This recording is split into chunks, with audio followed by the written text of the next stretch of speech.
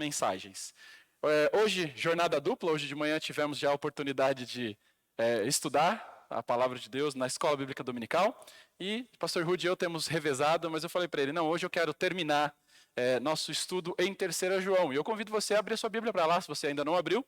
3 João, qual capítulo, adivinha? Só tem um, né? Então é capítulo 1, tanto que nem aparece ali, eu só coloco 9 a 15, que é o verso 9 até o versículo 15. Sei que nos aplicativos de Bíblia, você tem que colocar capítulo 1 lá, senão ele não abre, né? Mas, no nosso caso, nós sabemos que não tem capítulo, é um único capítulo ali. Então, versículo 9 a 15. Hoje nós vamos terminar essa mensagem que nós começamos já há algumas semanas atrás, estudando a terceira carta de João, e nós intitulamos nossa série de estudos nessa pequena carta de Batalhando pela Verdade. Na última vez, nós introduzimos o assunto, estudamos a primeira carta, a primeira parte da carta, versículo 1 até o versículo 8, e hoje nós vamos estudar a segunda parte da carta, que vai do versículo 9 até o versículo 15. Na verdade, a nossa jornada começou um bom tempo atrás já. Nós estudamos 1 João inteira, nós estudamos depois 2 João, e agora nós estamos caminhando aí para encerrarmos a tríade joanina, que é como é chamado na teologia, as 3 cartas. Não tem nada a ver com a Joana aqui não, tá? A Joana está viajando, está bem lá no... Aonde? Paraíba. Calorzinho deve estar um pouco diferente daqui, né? Ali deve estar derretendo, a gente já está num friozinho razoável hoje, né? Mas nós estamos então estudando essa carta. E assim como 2 João, o assunto a ser abordado na terceira carta de João é o mesmo que já foi abordado na carta anterior. Então ele vai tratar sobre a hospitalidade e sobre o amor. Então vamos fazer a leitura juntos, para que nós possamos nos inteirar no assunto que será tratado aqui. Como já fizemos nas últimas vezes, é uma carta tão pequena que dá para a gente ler ela inteira. Então vamos começar no versículo 1, acompanhe comigo aí na leitura, e vamos até o versículo 15. São apenas 15 versículos. Diz assim a palavra do nosso Deus: O presbítero, ao amado Gaio, a quem eu amo na verdade. Amado, peço a Deus que tudo corra bem com você e que esteja com boa saúde, assim como vai bem a sua alma. Pois fiquei muito alegre quando os irmãos vieram e deram testemunho de que você é fiel à verdade e vive de acordo com a verdade. Não tenho maior alegria do que esta, a de ouvir que os meus filhos vivem de acordo com a verdade. Amado, você tem sido fiel no que faz pelos irmãos, mesmo quando são estrangeiros. Estes deram testemunho diante da igreja do amor que você tem. Você fará bem encaminhando-os em sua jornada de um modo que agrada a Deus. Verso 7. Pois foi por causa do nome que eles saíram, sem receber nada dos gentios. Portanto, devemos acolher esses irmãos, para que nos tornemos cooperadores com eles na proclamação da verdade. E foi até aqui que nós estudamos na última mensagem. Hoje nós vamos começar a partir do versículo 9, que diz assim: Escrevi algumas palavras à igreja, mas Diótrefes, que gosta de exercer a primazia entre eles, não nos dá acolhida. Por isso, quando eu for aí, farei com que ele lembre das obras que ele pratica, proferindo contra nós palavras caluniosas. E não satisfeito com isso, ele não recebe os irmãos, impede os que querem recebê-los e os expulsa da igreja. Amado, não imite o que é mal, e sim o que é bom. Quem pratica o bem procede de Deus. Quem pratica o mal jamais viu a Deus. Quanto a Demétrio, todos dão bom testemunho dele, até a própria verdade. E nós também damos testemunho. E você sabe que o nosso testemunho é verdadeiro. Muitas coisas tinha para lhe escrever, mas não quis fazê-lo com papel e tinta, ou tinta e pena, perdão. Papel e tinta é a segunda carta, ele diz isso. Pois espero vê-lo em breve. Então, conversaremos pessoalmente. E ele finaliza dizendo: a paz esteja com vocês. Os amigos mandam saudações. Dê saudações aos amigos, um por um. Vamos orar, pedindo a direção de Deus para o nosso estudo mais uma vez nessa noite. Nosso Pai, rogamos ao Senhor que nos capacite a entendermos a sua palavra. Abra o nosso entendimento, para que nós possamos aprender mais a respeito do Senhor, que nós possamos moldar as nossas vidas através da sua palavra. Porque é em nome de Jesus que nós oramos. Amém. Irmãos, a verdade que eu quero que você saia daqui lembrando nessa noite é a seguinte: com o auxílio do Espírito Santo, devemos dominar o orgulho dentro de nós, pois se não o fizermos, ele nos dominará. Ok? Deu para entender? Esse é um resumo da nossa mensagem de hoje. Vamos repetir todos juntos? Diz assim: com o auxílio do Espírito Santo, devemos dominar o orgulho dentro de nós, pois se não o fizermos, ele nos dominará. Irmãos, uma das características que define melhor o coração humano pecaminoso é o orgulho, infelizmente. Provérbios, capítulo 21, versículo 4 diz assim: olhos arrogantes, coração orgulhoso e atos perversos, tudo isso é pecado. Irmãos, o orgulho faz com que as pessoas se esqueçam de Deus.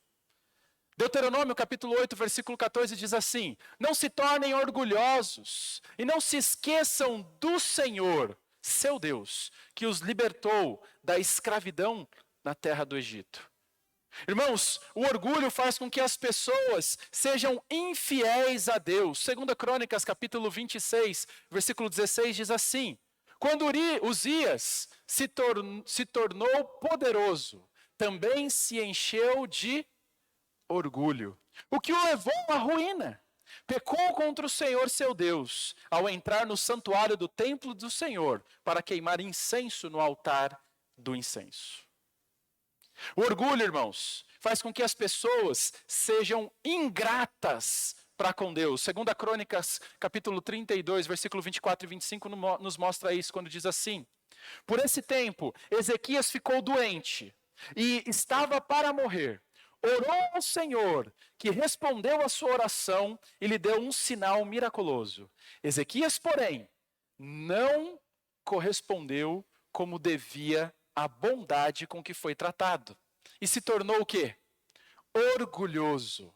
E como resultado disso, o que aconteceu? Por isso, a ira do Senhor veio sobre ele e sobre Judá e Jerusalém.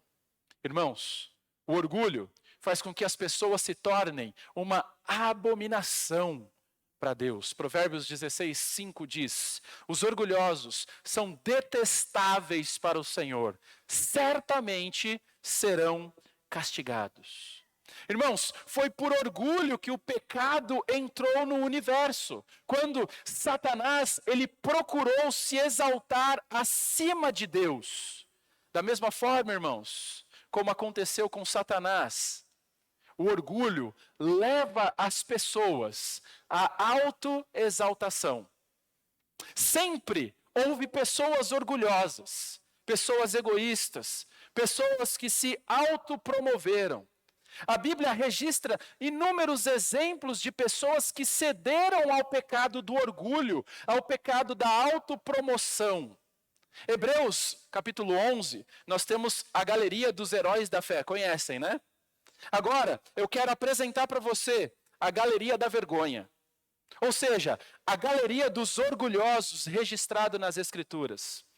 Para você ter uma noção, o pecado do orgulho não demorou muito para entrar na história da humanidade. A história do orgulho humano começou já no Jardim do Éden, quando Eva come o fruto proibido, porque ela acreditou na mentira de Satanás, de que isso a tornaria semelhante a Deus. Gênesis capítulo 3, versículos 5 e 6 diz assim: Deus sabe que no momento em que comerem do fruto, seus olhos se abrirão, e como Deus conhecerão o bem e o mal. Verso 6, a mulher viu que a árvore era linda e que o seu fruto parecia delicioso. E ela fez o quê? Desejou o quê? A sabedoria que ele lhe daria. Orgulho. Assim, tomou do fruto e comeu. Claramente nós percebemos aqui, irmãos, que o orgulho, ele estava presente desde o primeiro momento que o pecado entrou no nosso mundo. Um capítulo para frente, na narrativa de Gênesis ainda, nós conhecemos um homem aqui chamado Lameque. Lameque, ele era um dos descendentes de Caim. E assim como seu ancestral, Lameque também foi um assassino. Ele também foi o primeiro homem relatado nas Escrituras que tomou para si mais de uma esposa. Então ele é o primeiro polígamo a ser descrito nas Escrituras. E foi Lameque também, irmãos, que compôs a primeira poesia registrada nas Escrituras. Agora preste atenção nas palavras desse homem, em Gênesis capítulo 4, versículo 23 a 24. Ele diz assim, ó: certo dia, Lameque disse às suas mulheres, Ada e Zilá: ouçam minha voz, escutem o que vou dizer, mulheres de Lameque. Ele diz assim: matei um homem que me atacou e um rapaz que me feriu. Se aquele que matar Caim será castigado 7 vezes, quem me matar será castigado 77 vezes. Olha que cara orgulhoso, dominado pela arrogância, pela prepotência. Irmãos, ainda no relato de Gênesis, quando a gente chega no capítulo 10, no capítulo 11, onde ali é relatado a história de um outro personagem bastante orgulhoso também, Nimrod, no capítulo 10, versículo 8, descreve assim, como um guerreiro valente na terra. Nimrod, sabe o que significa? Significa rebelião, significa rebelar-se. E sabe o que aconteceu sobre a liderança deste homem, Nimrod? Foi debaixo da liderança dele que a Torre de Babel foi construída. O maior monumento que representa o orgulho e a rebeldia do ser humano contra Deus. Nimrod também foi o fundador do que se tornaria depois o Império Babilônico e Assírio. Irmãos, a Bíblia está repleta de ensinos, de personagens que foram orgulhosos. Nadab e Abiú também são muito conhecidos pelo seu orgulho quando eles oferecem fogo estranho ao Senhor. Levítico capítulo 10, versículo 2 diz: por isso, fogo saiu da presença do Senhor e os devorou, e eles morreram diante do Senhor. Esses dois homens aqui decidiram fazer as coisas de Deus à sua própria maneira. E diante dessa atitude orgulhosa, diante dessa atitude arrogante, eles pagaram um preço caríssimo. Pagaram com as suas próprias vidas. E eu sei que você se lembra também do exemplo dos irmãos de Moisés, Arão e Miriam, motivados pelo orgulho, que eles não queriam então se submeter a Moisés, a liderança de Moisés. E como resultado desse pecado de orgulho, de arrogância, de insubmissão a Moisés, o Senhor puniu ambos. E um dos textos, irmãos, um dos exemplos mais clássicos de todo o Antigo Testamento a respeito do orgulho é o rei Nabucodonosor. Você lembra? Esse homem que certa vez, caminhando pelo seu palácio real, ele diz as seguintes palavras, registradas em Daniel capítulo 4, versículo 30. Olha o que ele diz: vejam a grande cidade da Babilônia. Com meu próprio poder, construí essa cidade para ser o centro do meu reino e para mostrar o esplendor do quê? Da minha majestade. Olha só que prepotência, olha só que orgulho. Agora, imediatamente depois dessa atitude arrogante, esse homem é esmagado por Deus. Versículo 31 até 33 diz assim: enquanto essas palavras ainda estavam em sua boca, veio do céu uma voz e disse: essa mensagem é para você, rei Nabucodonosor. Você não governa mais sobre este reino. será expulso do convívio humano, viverá nos campos com os animais selvagens e comerá capim como os bois. Viverá desse modo por 7 períodos, até que entenda que o Altíssimo domina sobre os reinos do mundo e os dá a quem ele quer. E no versículo 33 diz assim: naquela mesma hora, a sentença se cumpriu e Nabucodonosor foi expulso do convívio humano. Passou a comer capim como os bois e foi molhado pelo orvalho do céu. Viveu desse modo até seu cabelo crescer como as penas das águias e as suas unhas parecerem como garras de pássaros. Isso tudo como resultado do quê? Do orgulho, da arrogância, da prepotência. Irmãos, o Novo Testamento descreve um grupo de homens também muito orgulhosos, que buscavam o destaque. Esses homens eram conhecidos como escribas, como fariseus. E Jesus disse a respeito desses, em Mateus capítulo 23, as seguintes palavras: tudo que fazem é para se exibir.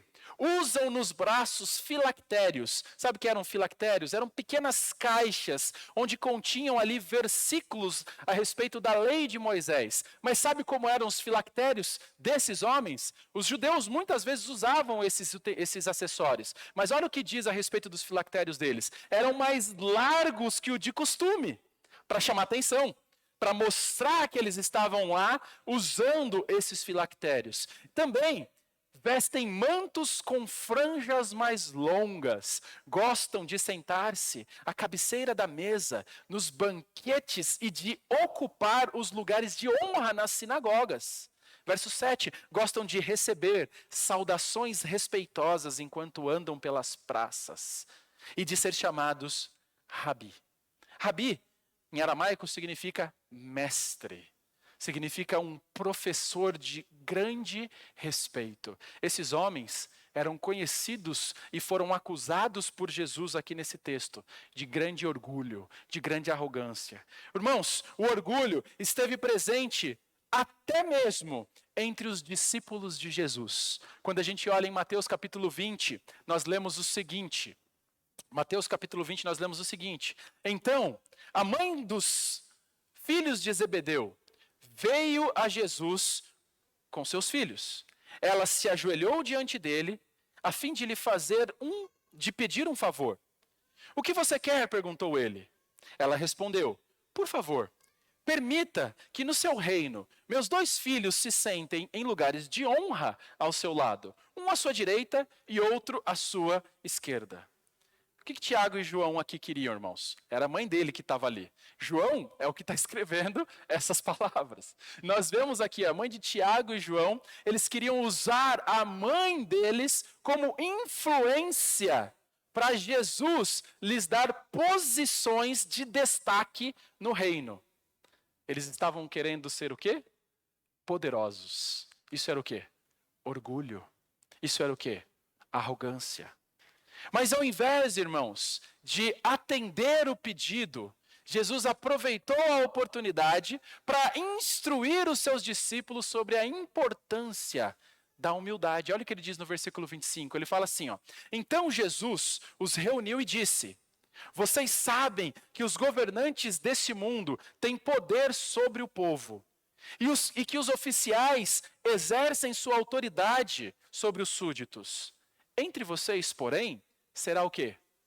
Diferente. Quem quiser ser o líder entre vocês, que seja servo.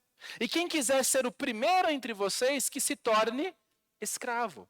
Pois nem mesmo o Filho do Homem veio para ser servido, mas para servir e dar a sua vida em resgate por muitos.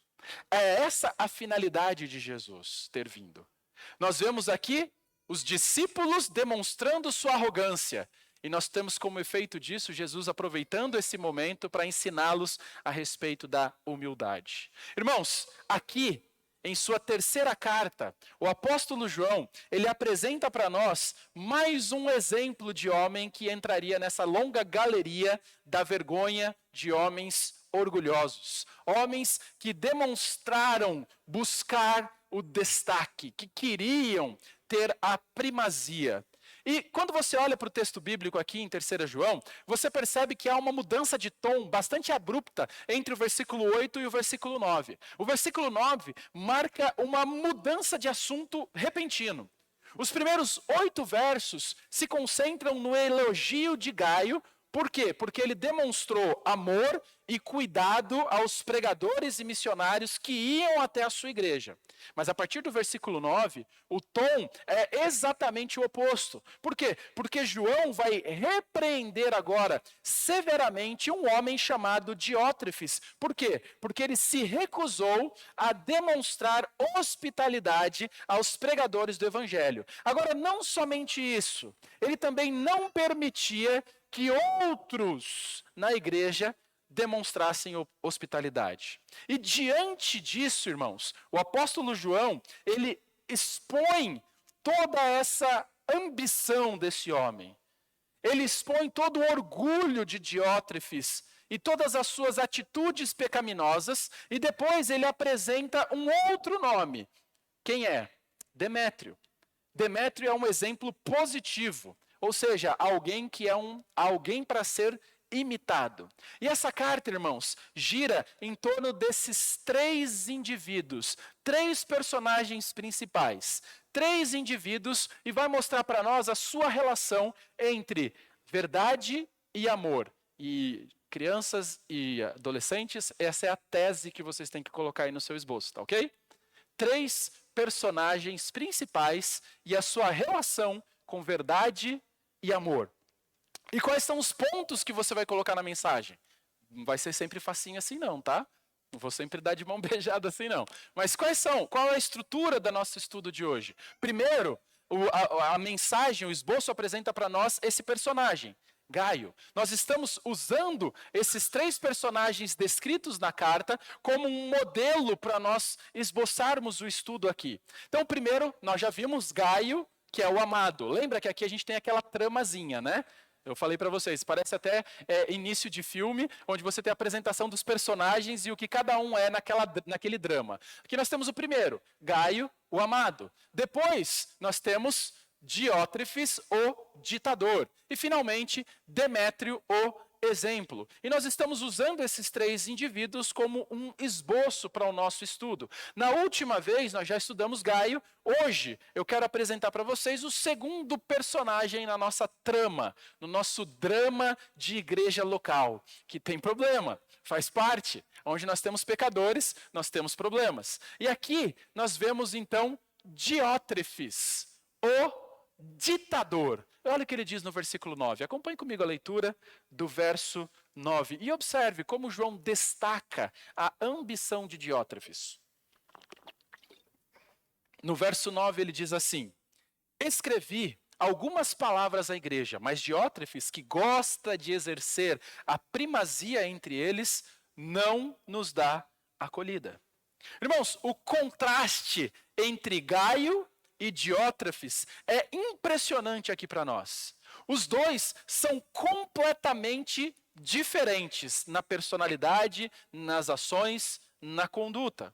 Gaio era gracioso e hospitaleiro.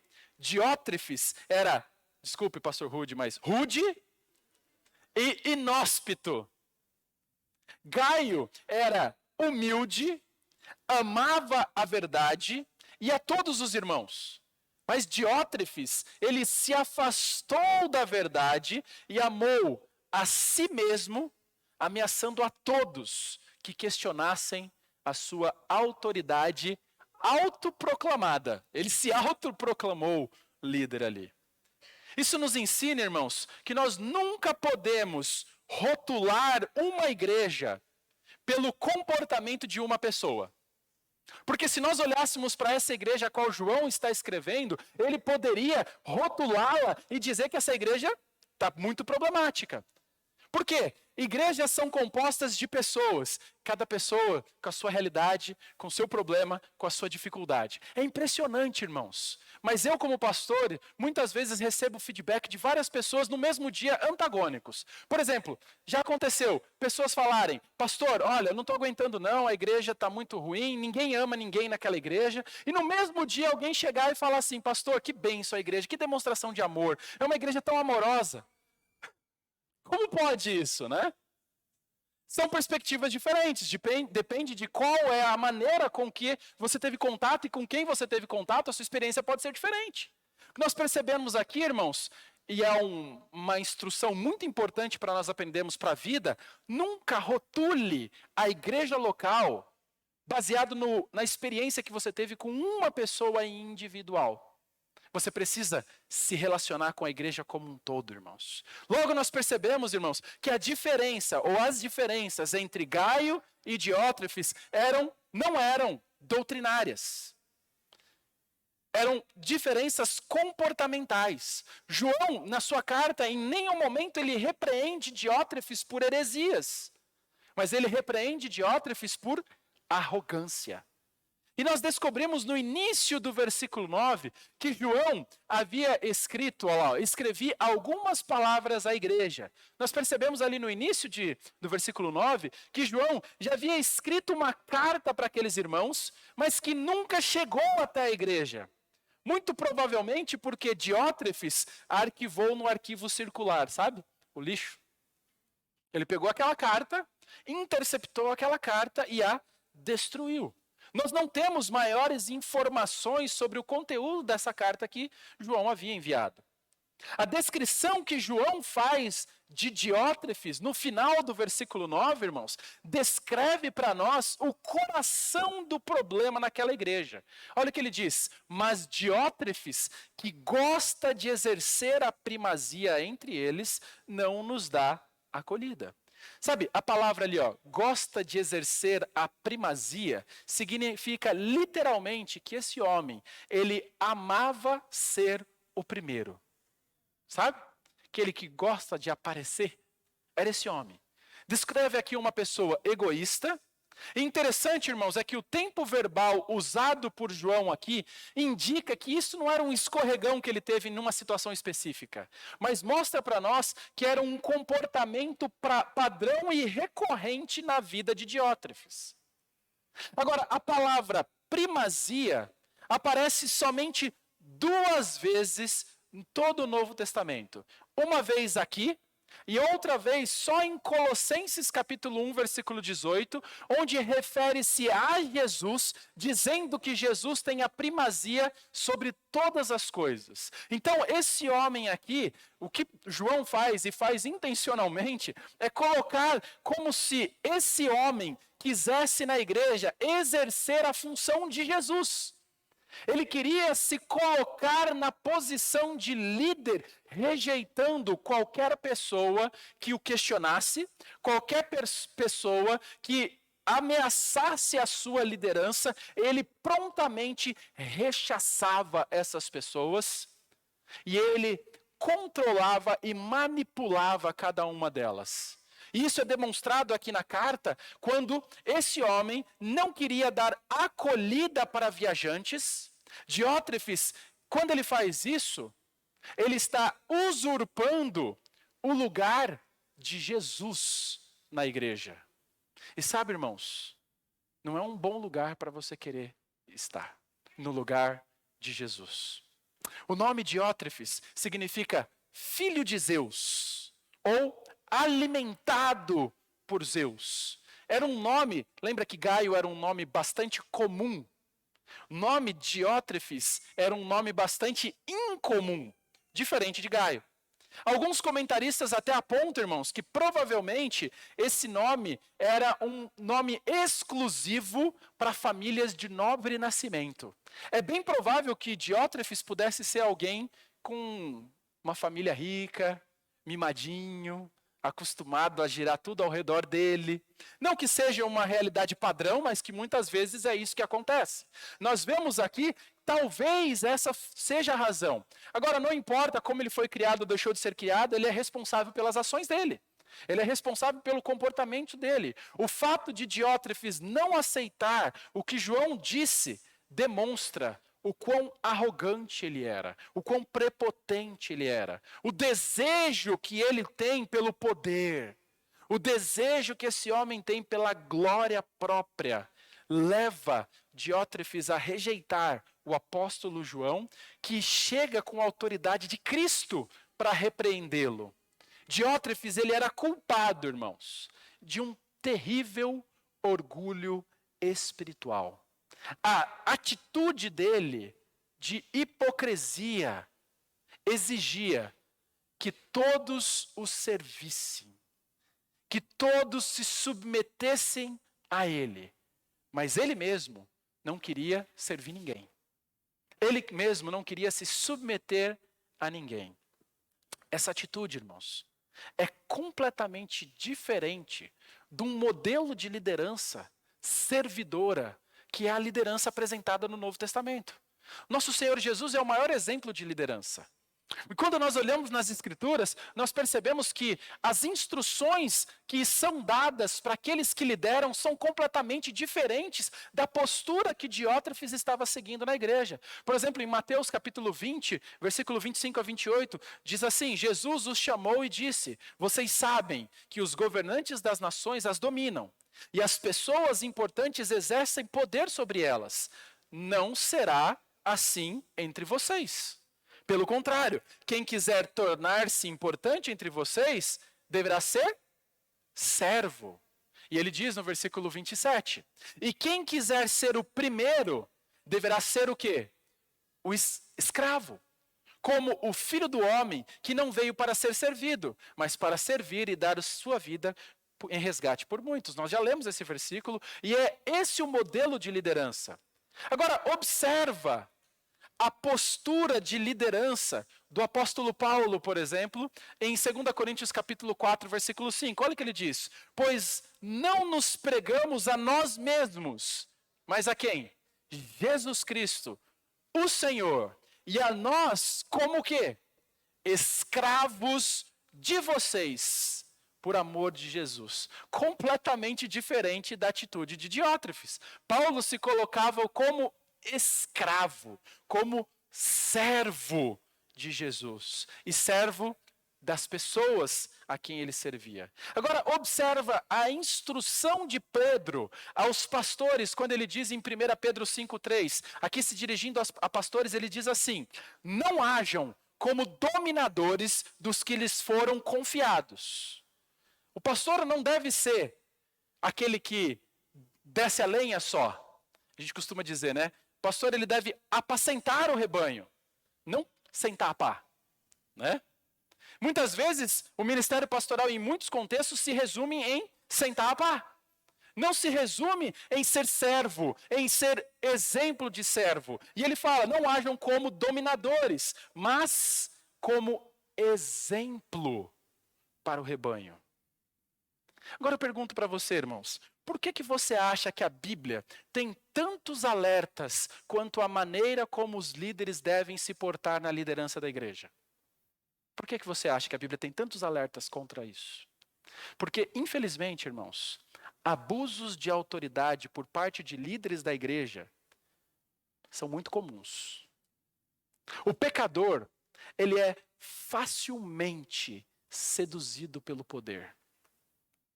Por isso que eu entendo que o modelo mais bíblico de liderança para uma igreja local é uma pluralidade de presbíteros. Não uma igreja liderada por um único pastor, mas uma igreja liderada por um presbitério local, onde nós temos uma liderança plural, onde o pastor lidera esse presbitério local, ao mesmo tempo que ele se submete a esse presbitério. Isso faz com que o risco da autopromoção, do orgulho, de uma ditadura imposta por um homem, seja minado, seja protegido, seja cerceado de uma maneira muito adequada. Uma pluralidade de presbíteros acaba sendo um modelo muito bíblico. Uma igreja governada pela congregação, então é um governo congregacional, mas liderada não por um único pastor, mas por uma pluralidade local de presbíteros. E nós vamos ter mais oportunidades de estudar sobre isso nas nossas aulas de EBD. Em um dos assuntos será justamente esse tópico que nós vamos abordar. Irmãos, é muito triste. Nós vemos muitas igrejas que têm os seus donos. Muitas igrejas que têm os seus caciques. Ninguém consegue exercer ministério lá. Ninguém consegue discordar daquele líder, porque é ele que dita, é ele que fala, e manda quem pode, obedece a quem tem juízo, porque ele tem o poder da caneta na mão, ele te exclui, ele te tira, ele te disciplina, ele te rechaça, ele proíbe você de fazer as coisas. Algumas vezes, irmãos, esse líder é o pastor, infelizmente. Outras vezes, esse líder pode ser um diácono, né? Já diz o ditado, né? Vigiai e orai, porque o diácono, vosso adversário, anda em derredor. Graças a Deus, essa não é a realidade da nossa igreja. Os diáconos são uma bênção, são servos, são homens de Deus que servem ao Senhor com um coração sincero. Amém por isso, sou grato pela vida de cada um deles. Mas é triste, porque essa não é a realidade de muitas igrejas. E eu, como pastor e seminarista, já estive em outras igrejas e vi muitos pastores comerem o pão que o diácono amassou. Já vi muitos pastores padecerem. Eles saem do seminário muitas vezes ou assumem um ministério numa igreja e eles saem empolgados, querendo ensinar muitas vezes às igrejas a palavra de Deus, e quando eles chegam lá, eles descobrem que aquela igreja tem um dono. E que aquele dono não está disposto a abrir mão e deixar com que aquele homem exerça o ministério. E como resultado disso, muitos saem feridos. E tantos são aqueles que largam o ministério logo no primeiro ano, porque não aguentam a pressão da coisa. E realmente é algo triste quando isso acontece. Algumas vezes esses donos também podem ser pessoas individuais, pessoas que são os chamados membros fundadores. Então, pessoas que se sentem mais donos, mais membros da igreja do que outros. Ou famílias influentes, numerosas dentro da igreja local. E é sempre triste, irmãos, quando isso acontece. Mas, infelizmente, é uma realidade em muitos lugares. E sabe qual que é o resultado disso? Sempre são resultados trágicos. Sempre dolorosos. E observe comigo as ações destrutivas de Diótrefes no versículo 10. Leia comigo no versículo 10. Ele diz assim, ó: portanto, aqui João falando, se eu for, chamarei a atenção dele para o que está fazendo com suas palavras maldosas contra nós. Não satisfeito com isso, ele se recusa a receber os irmãos, impede os que desejam recebê-los e os expulsa da igreja. Irmãos, o apóstolo João aqui, ele não ignora o desafio que Diótrefes está levantando contra a sua autoridade apostólica. Diótrefes queria estabelecer na igreja uma aristocracia, ou seja, ele no topo da pirâmide, liderando tudo de acordo com o próprio desejo egoísta. João não aceita isso. Diante dessa ameaça de Diótrefes, João adverte Diótrefes dizendo: o seu está guardado. Eu vou chegar aí. Eu vou expor o seu pecado diante de todos. Na verdade, ele já o fez. Até nós sabemos o pecado que esse homem cometeu mais de 2000 anos atrás. Irmãos, em outras palavras, Diótrefes seria disciplinado pela igreja. Paulo, ele fez um alerta semelhante para um grupo de rebeldes que se levantavam dentro da igreja de Corinto. Ele disse em 1 Coríntios capítulo 4, versículo 19: mas irei muito em breve, se o Senhor permitir. Então, saberei não apenas o que estão falando esses arrogantes, mas que poder eles têm.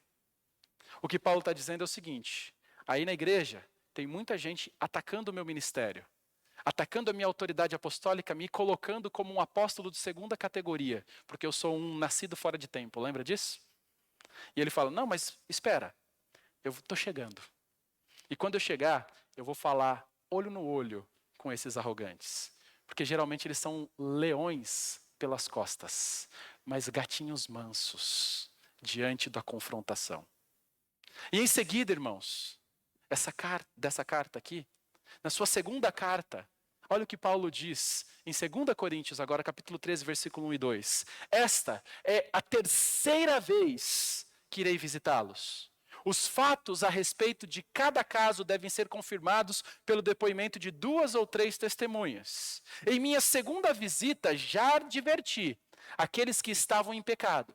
Agora, como naquela ocasião, volto a adverti-los, e também aos demais, de que, da próxima vez, não os pouparei. Sabe o que nós aprendemos com esses exemplos?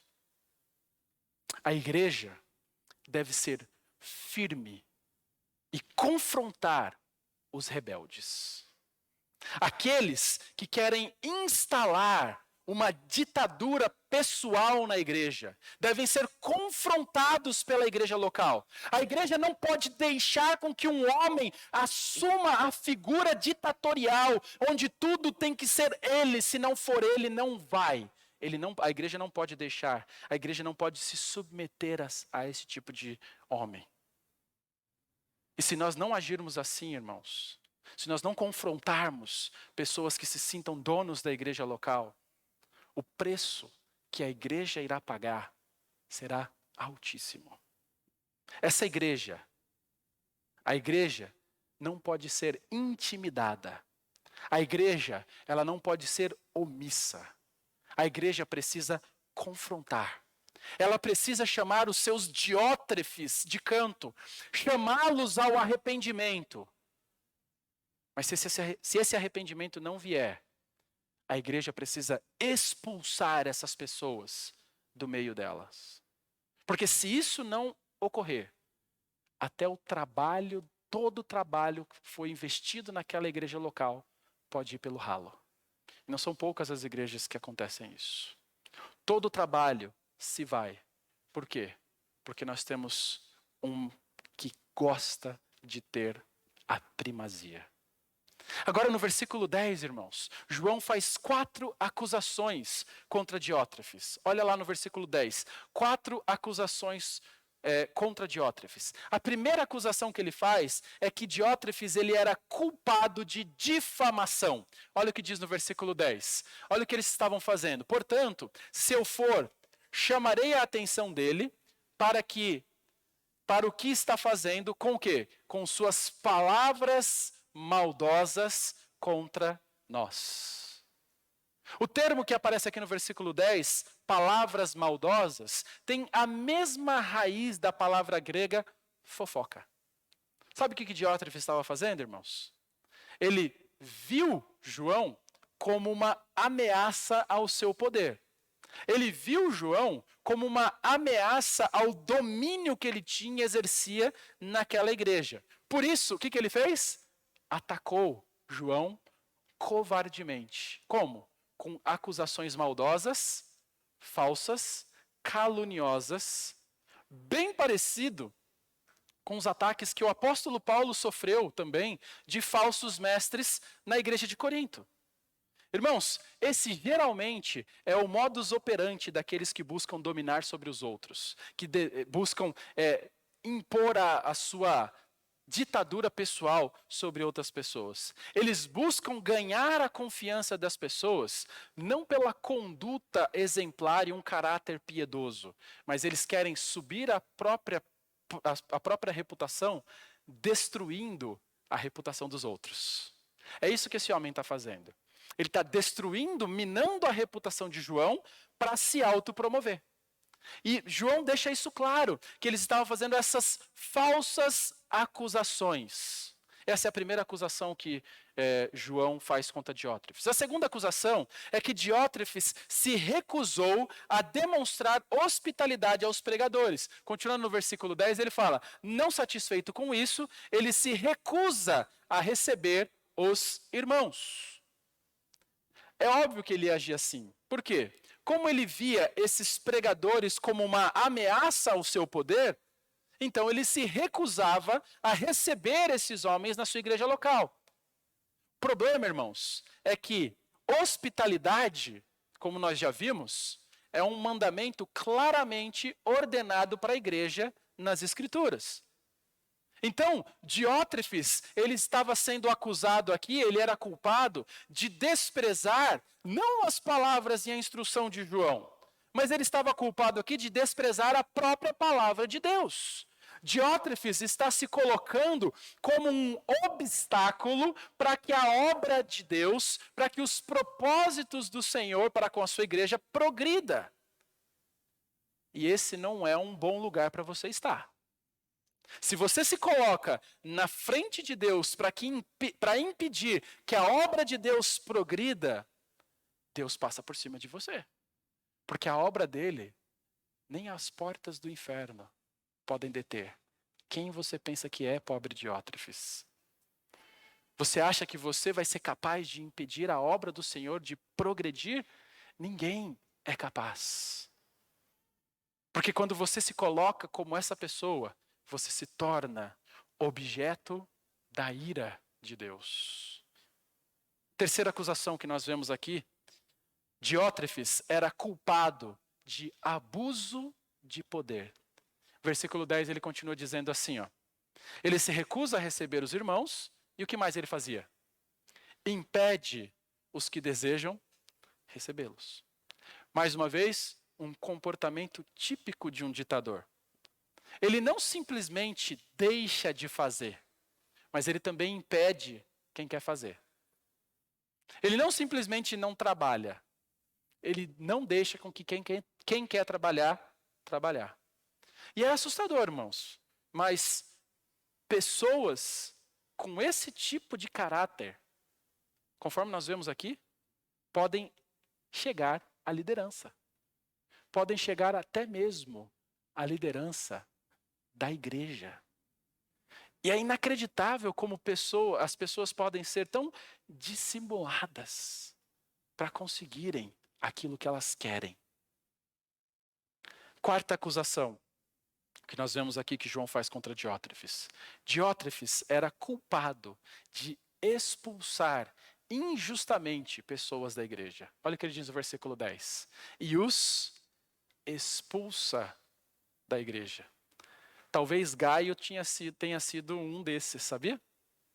Talvez Gaio tenha sido um desses que foi expulso por Diótrefes por estar recebendo esses missionários. Talvez foi isso que motivou Gaio a procurar João para falar a respeito do que estava acontecendo. Agora observe, irmãos, como o orgulho ele é destrutivo à luz das Escrituras. A maioria dos conflitos que acontecem na igreja, irmãos, não tem motivações doutrinárias. A maior parte dos problemas que acontecem dentro das igrejas se originam no orgulho. Foi o orgulho que levou Diótrefes a caluniar João e se rebelar contra a palavra de Deus. O dever dele era demonstrar hospitalidade, mas ele se rebelava contra isso. Foi a arrogância que levou Diótrefes a esmagar qualquer pessoa que ameaçasse o seu poder. Ele expulsava da igreja. Não fez o que eu quero, está fora. Infelizmente, sempre tivemos pessoas como Diótrefes nas igrejas. Tenha certeza de uma coisa, irmãos. Igreja não é lugar de pessoas perfeitas. Nós somos pecadores. E alguns são incrédulos. E estão dentro das igrejas. E o pior, muitas igrejas não confrontam os seus Diótrefes. Talvez por medo. Ou sob a justificativa de, não, nós temos que amar a todos. Então vamos amar. Vamos ser tolerantes com ele. Irmãos, o apóstolo João nos dá um exemplo claro de como nós devemos lidar com eles. Nós devemos confrontá-los. Nós devemos fazê-los parar. Para o quê? Para o bem da igreja e para a honra de Cristo. Há um terceiro personagem aqui na nossa trama, em 3 João. Nós já vimos que Gaio, ele era, Demétrio, o exemplo, agora é o Demétrio, é isso mesmo. Nós já vimos que Gaio, ele era o amado. Diótrefes, ele era o ditador. Agora Demétrio é nos apresentado. E Demétrio, ele é o exemplo. Olha o que diz versículo 11 e 12. Versículo 11 e 12 na sua Bíblia, por favor. Diz assim: amado, não imite o que é mal, e sim o que é bom. Quem pratica o bem, procede de Deus. Quem pratica o mal, jamais viu a Deus. Quanto a Demétrio, todos dão bom testemunho dele, até a própria verdade. E nós também damos testemunho, e você sabe que o nosso testemunho é verdadeiro. Mais uma vez, irmãos, João parece que gosta dessas quebras repentinas de assunto, né? Ele vinha falando de um, aí ele quebra imediatamente no 9 para falar de outro, e agora no versículo 11, para o 12, ele vai quebrar de novo, e ele começa a preparar no versículo 11 o assunto para apresentar um novo personagem no nosso drama, que é Demétrio. E João é bem direto aqui. Ele diz para Gaio não imitar o comportamento maligno de Diótrefes, que se recusava em receber os missionários, mas em vez disso, João exorta Gaio a seguir o exemplo de Demétrio. Olha o que ele diz no versículo 11. Ele fala, não imite o que é mal, e sim o que é bom. E é muito triste, né, irmãos? Mas nós temos uma tendência muito grande de muitas vezes preferir medir nossa conduta com pessoas que não devem ser imitadas, né? A gente fala, não, pais vão ouvir muito isso, né? O pai reclama do filho de alguma coisa e fala, mas e meu fulano? Né? Ele transfere a coisa, joga para outra pessoa, falando como se ele está se medindo com quem é pior que ele, no final das contas. Né?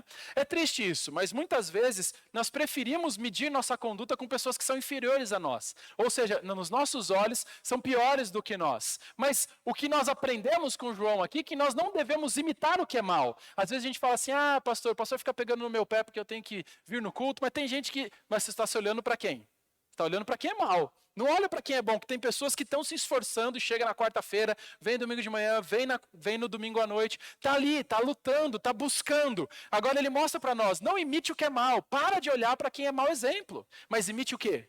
Imite o que é bom. E João, ele nos diz o que nós devemos imitar, aquele que é bom e não aquilo que é mal. E ele diz no versículo 11, quem pratica o bem, procede de Deus. Quem pratica o mal, jamais viu a Deus. É interessante nós notarmos, irmãos, mas aqui, João está ecoando aquilo que ele já ensinou na sua primeira carta. Você lembra que lá na primeira carta, lá em 1 João, nós temos os testes para a verdadeira salvação sendo apresentados? Nós temos uma categoria de testes que é aquela que nós chamamos de testes morais. Ou seja, testes comportamentais que exibem a verdadeira fé. E sabe o que João disse a respeito da verdadeira fé? Ele fala no versículo 3 a 6 do capítulo 2. E nisto sabemos que o temos conhecido. Ou seja, como nós podemos saber se somos salvos verdadeiramente?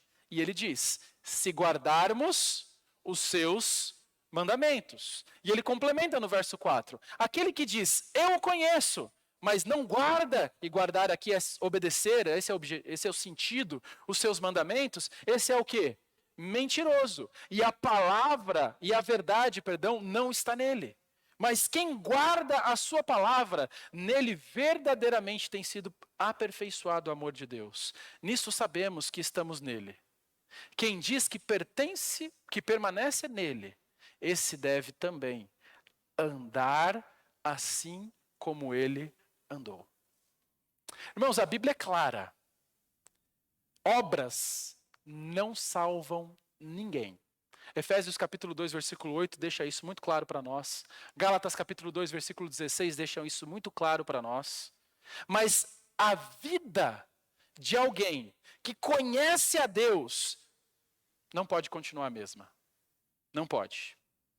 Essa vida precisa demonstrar obediência. Se você não obedece os mandamentos de Deus, a palavra de Deus, os ensinos de Jesus, você não é cristão.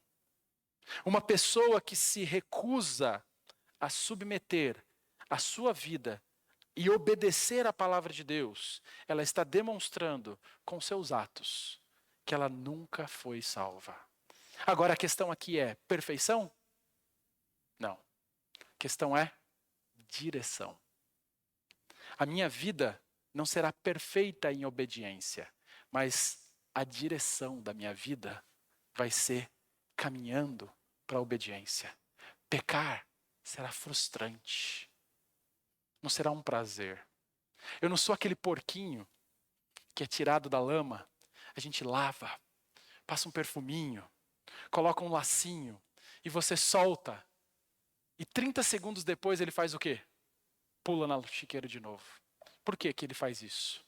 E ele rola na lama e se suja todo novamente. Por que que ele faz isso? Porque aquele é o lugar dele. Um cristão não vai ter prazer nisso mais, porque foi de lá que ele foi tirado. Agora ele está numa rocha firme. A recusa de Diótrefes em obedecer os mandamentos de Deus, através das palavras de João, irmãos, demonstram claramente para nós aqui que é bem provável que Diótrefes nem salvo era, mas estava dentro da igreja, causando dificuldades para o povo de Deus. Agora olha o versículo 12. Versículo 12 diz assim: quanto a Demétrio, todos dão bom testemunho dele, até a própria verdade. E nós também damos testemunho. E você sabe que o nosso testemunho é verdadeiro. Questão é, irmãos, nós nada sabemos sobre Demétrio, além desse versículo aqui. O nome Demétrio, assim como Gaio, era um nome muito comum naqueles dias. Na verdade, sabe, Demas, que amou o presente século, é uma forma reduzida de Demétrio. É um apelido para Demétrio. Porque é um nome comum, muitas pessoas tinham. Agora, pode ser que Demétrio tenha sido o responsável por levar a carta até Gaio. Pode ser que ele tenha sido o mensageiro. Agora nós percebemos aqui, irmãos, que Demétrio era um homem de caráter nobre, por 3 razões. Olha o que diz no versículo 12. Primeiro, ele tinha um bom testemunho de todos. Olha o que diz lá: todos dão bom testemunho dele.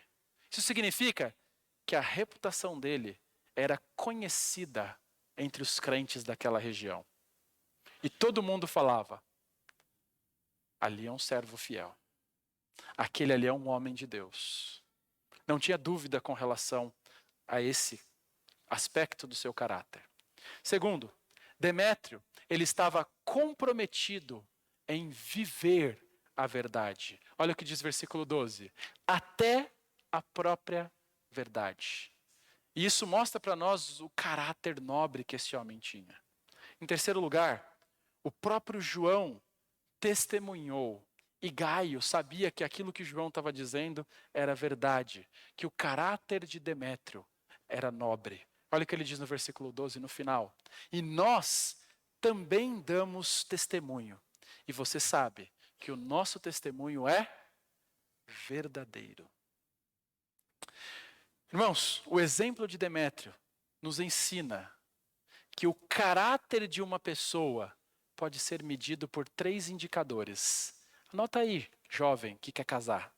Moça, rapaz. O caráter de uma pessoa pode ser visto por 3 indicadores. Primeiro, pela sua reputação diante da sua igreja local. A reputação que essa pessoa tem dentro da igreja local vai demonstrar o caráter que essa pessoa tem. Por isso que a igreja local é importante para o crente. Porque é lá que o seu testemunho é provado. Segundo, pela sua fidelidade às escrituras, à verdade. E terceiro indicador aqui do caráter de uma pessoa, a opinião que os líderes daquela igreja têm a respeito daquela pessoa. É isso que nós vemos aqui. Demétrio, ele recebeu 10 em cada um desses 3 indicadores. E João finaliza a sua carta de uma maneira muito parecida com a finalização da carta anterior. Olha o que ele diz no versículo 13. Muitas coisas tinha para lhe escrever, mas não quis fazê-lo com tinta e pena, pois espero vê-lo em breve. Então conversaremos pessoalmente. Irmãos, essas palavras para mim são encorajadoras, porque aqui nós temos um apóstolo com mais de 90 anos de idade. Ele não está preocupado com pegar um barquinho e pescar no lago o dia inteiro. Ele não está pensando em aposentadoria. Ele está preocupado em servir a igreja de Deus. Ele quer encontrar com Gaio. Ele quer conversar com Gaio. Ele quer aconselhar Gaio. Que isso sirva de exemplo para você e para mim, irmãos. Não existe aposentadoria na obra de Deus. Somente existe promoção. Você é promovido do reino terreno para o reino celestial. Mas enquanto estamos vivos, enquanto temos fôlego de vida, estamos aqui para servir. João é um exemplo disso. E é triste, mas muitos crentes chegam a uma determinada idade da vida e falam o seguinte: pendurei as chuteiras, agora eu vou deixar os outros. Isso é desculpa de preguiçoso, sabia? Eu vou dar oportunidade para outro fazer. A pessoa fala, não, esse ano eu não vou fazer tal coisa. Às vezes é cantar no coral, às vezes é servir em algum ministério. Não, esse ano eu não vou. Vou dar oportunidade para outros. Nunca mais volta. Desculpa. Para preguiçoso, muitas vezes. Nunca aposente o seu ministério diante do Senhor. Enquanto estivermos aqui, devemos trabalhar para o progresso do reino de Deus. Irmãos, as palavras de despedida de João são bem propícias para uma igreja que estava dividida pelos conflitos internos. Olha o que ele diz no versículo 15. No versículo 15 ele diz assim: a paz esteja com você. Aquela igreja precisava de paz mesmo. Eles estavam vivendo divisões. E ele manda outra mensagem. Os amigos mandam saudações. Dê saudações aos amigos, um por um. João não tinha somente ovelhas naquela igreja. Ele tinha amigos. Ele tinha irmãos queridos, próximos. E ele fala, saúde, um a um. É como se ele estivesse dizendo, chega para fulano e fala, João mandou um abraço. João mandou um abraço. Ele amava aquelas pessoas. Fica claro para nós, irmãos, estudando principalmente essas 2 últimas cartas de João,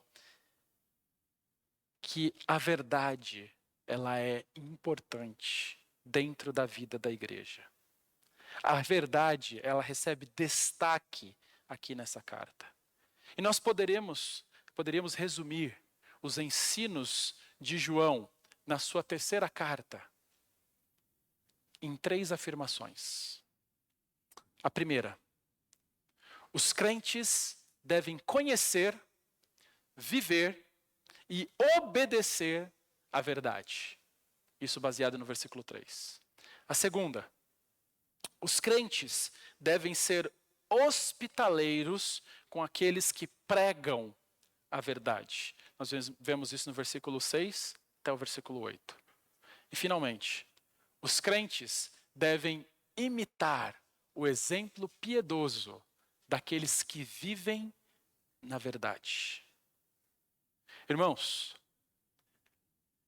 onde a verdade prevalece, o Senhor é glorificado. A verdade deve prevalecer no nosso meio, como cristãos individuais e como igreja. Jesus Cristo é a verdade.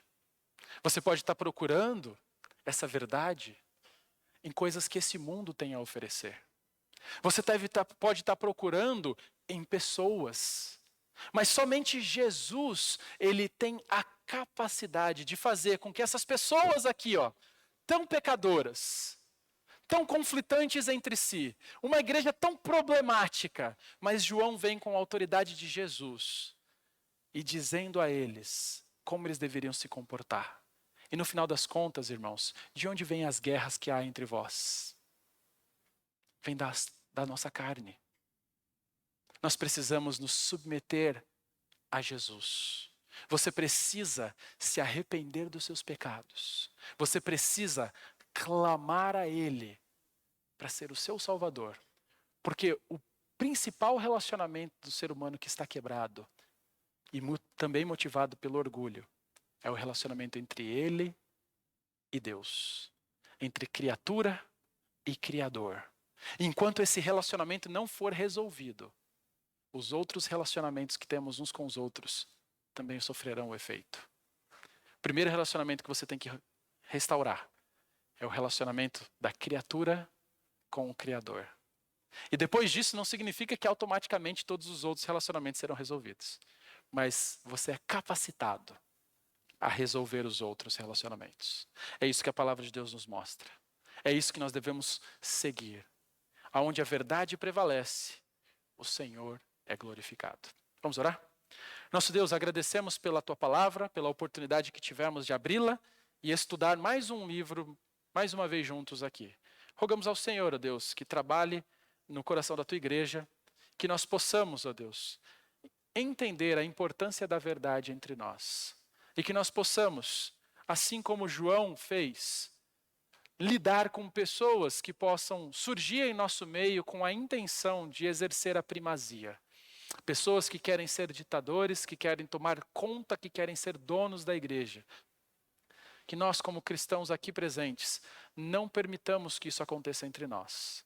Que nós venhamos com a Tua palavra chamar essas pessoas ao arrependimento. Mas se não houver contrição, que nós possamos discipliná-las, tirá-las do nosso meio, por amor e honra ao Teu nome. Que nós sejamos fiéis à Tua verdade. Porque é em nome de Jesus que nós oramos. Amém.